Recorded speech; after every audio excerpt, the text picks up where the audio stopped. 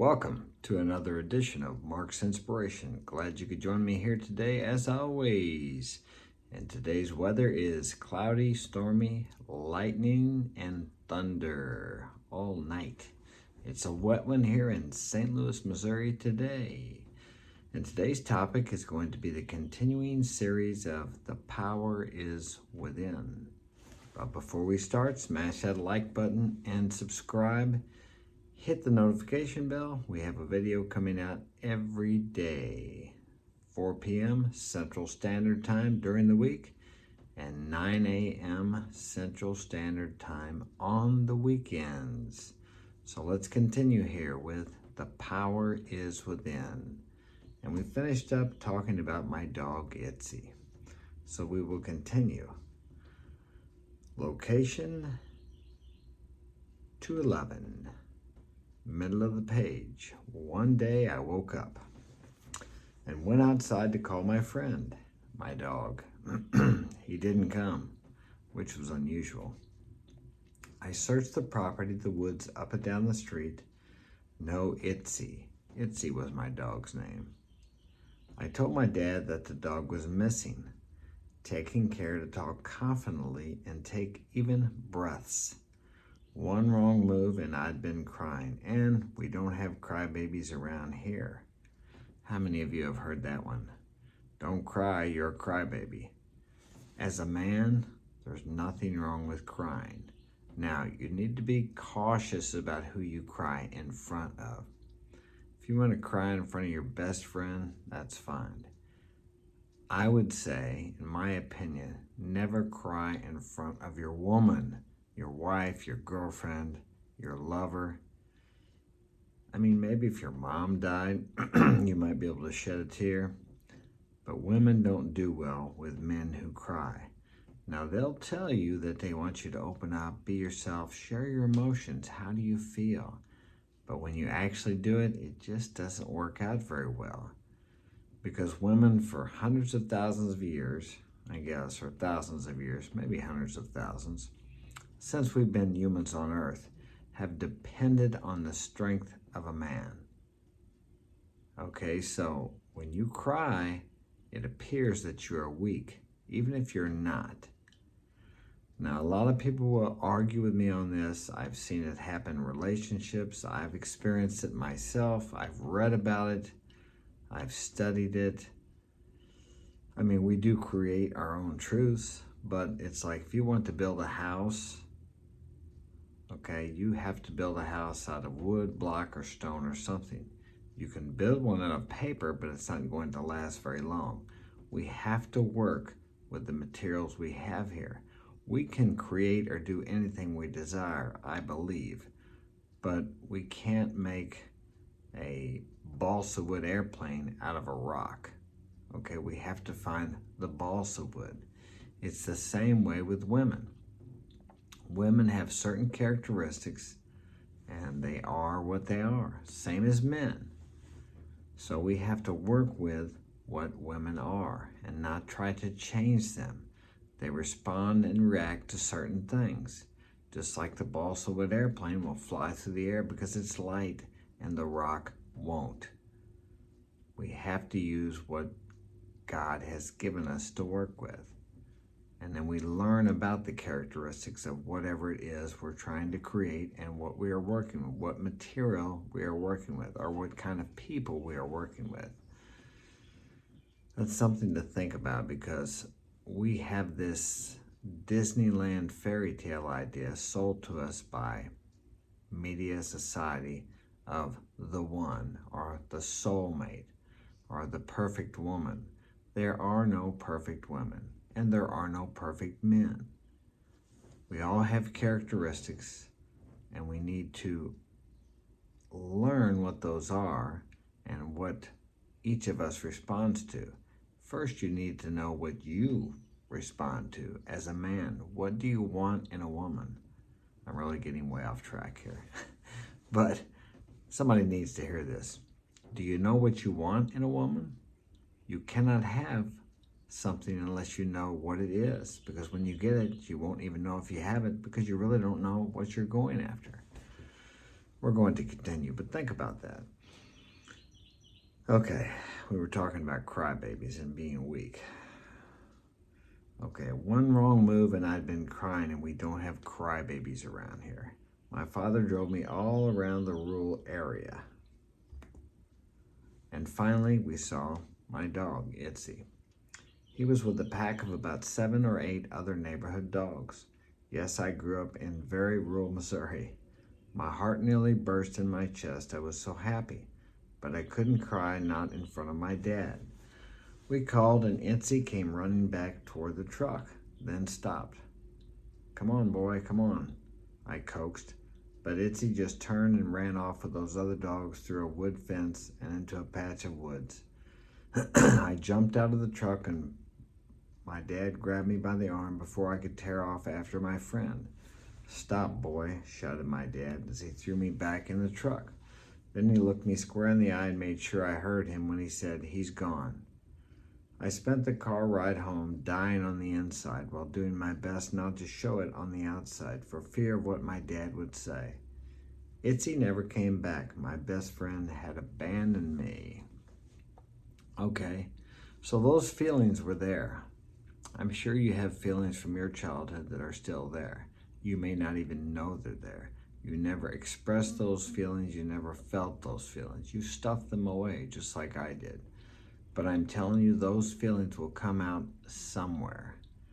I had a sense of abandonment from that, and from my mother going to work when I was very young. Now, is that my mother's fault or the dog's fault? No. It's really no one's fault, and it doesn't matter. What's the point of putting blame on something? It's not going to help you. You have to take responsibility for what is inside of you and do something about it. You need to feel those feelings that you have repressed for so many years. Do it by yourself. You don't have to do it in front of anyone. You're a man, you're strong enough, you can handle it. Now, it's a frightening thing to go back and feel those feelings, and you may have a lot of them you suppressed.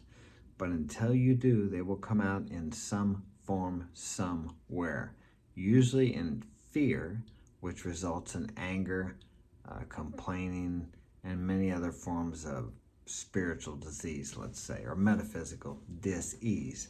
As you know, the word disease is 2 words, dis-ease, not at ease. It's really hard to be at ease when you have suppressed feelings within inside of you. And I'm not one of these mushy-gushy guys who are talking about feelings all the time. I've made that mistake to the wrong people. But I am telling, I am telling you this, that those feelings usually will come out in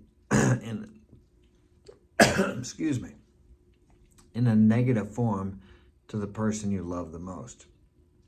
It usually doesn't come out somewhere else around people that you don't care about or people that you aren't intimate with.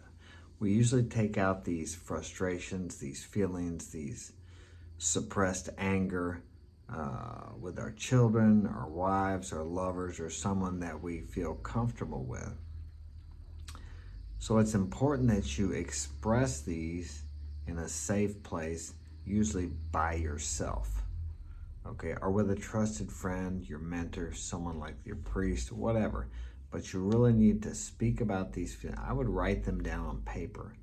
And when you can read them without an emotional response, whatever that may be, crying, anger, rage, then you've worked through those feelings. All feelings are neither good nor bad. Thinking makes them so. That's kind of a Shakespeare quote. But it's what you do with them. Anger gets a bad rap. There's nothing wrong with anger. Now, depending on how you express anger. Fear is another one. Everyone feels fear. Now, what do you do with that fear? Do you turn and run away from whatever it is you fear? Or do you confront that fear and walk through it? As I have said many times, everything you desire in life is on the other side of fear. You're going to have to walk through fear. You cannot reach distant lands if you don't take your foot off of the shore and get on the boat or get in the plane or whatever. Many people want to do many things, but they're afraid. And fears disguise themselves in many ways. you really don't even recognize that it's fear. Well, I'll wait till the kids get. I can't do that now. I have to work. I can't do this until this, until that, until I graduate, until I meet the right girl, until I build my house, until I make this amount of money. Someday I'll be the success I've always dreamed about. Someday I'll. You'll end up living on someday I'll, and you'll never accomplish anything. One day you'll become older and you'll feel like it's too late, which I don't think it's ever too late. And you will wonder why you didn't do something while you were here. You came here to have an adventure. And it's up to you what kind of adventure you have. But you have to be bold, you have to be daring. And back to women. Women love adventurous, bold, daring men. You can pretty well do anything with the woman you want except bore her. She doesn't want to be bored. She would rather be angry and frustrated than bored. Women are emotional beings. They kind of like drama. How do I know that? I have a daughter. She's 14. They love drama. Always some drama. Now, many times you'll see these girls on dating sites. No drama. You can almost bet you that that woman has had a lot of drama in her life, and probably she will bring drama to your life. I dated this girl once who partied a lot, and she told me, she says, "Oh, you're so dramatic." And I'm thinking, I don't do anything. I work all day, and I probably bored her a little bit because she wanted to party and do all these things. And when you're young, I understand that. So I was quite a bit older than she was. But talk about drama. I mean, they would go to the clubs, they would get in fights, or she didn't get in fights, but the group she was with, they would have fights. People were stealing from them, and I mean, ad infinitum, you can guess that lifestyle, what happens. And eventually I had to walk away from that because my life is pretty drama-free. What I've tried to do, and what I suggest you do, if you have drama or crises in your life, you are creating those crises. But I tried to turn that around, and I have, to create constructive crises. You want drama in your life, but you need to make that drama in a positive direction. Like, step out there and take a risk in some business venture. That'll give you a little positive stress instead of trying to get your neck out of some situation you've got into. I did that for years. I would get into a relationship and everything would go haywire and it would turn into a big mess. Maybe she's, leaving me, taking the kids, trying to get my house, trying to get everything, and I'm just trying to survive. Yeah, that was a crisis, but it wasn't a constructive crisis. It was a destructive crisis because at that time I was self-sabotaging. I didn't realize it, but that's exactly what I was doing. And that's what we do a lot of times. We self-sabotage. But we want to blame other people. As I said, you have to take the word blame out of your vocabulary or you will never grow. You will never learn anything. You will continue to do the same thing over and over again. But most people will tell you, especially in a relationship, well, you just picked the wrong person. It's like a woman in an abusive relationship.